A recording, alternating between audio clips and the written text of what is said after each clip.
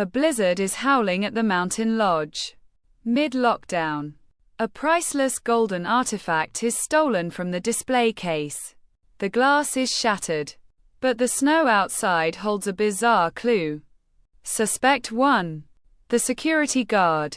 He claims, "I was patrolling the perimeter when I heard the glass break. I ran over from the front gate, but the thief had already vanished into the woods." Suspect 2. Miss Gable.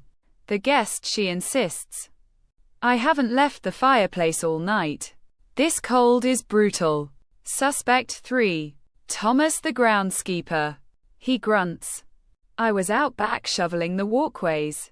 I saw a shadow run past." The detective took one look at the fresh snow and caught the liar. Can you spot the clue before the timer hits 0?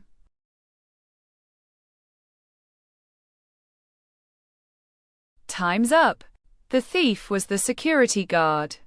There was only one set of footprints in the fresh snow, leading away from the door.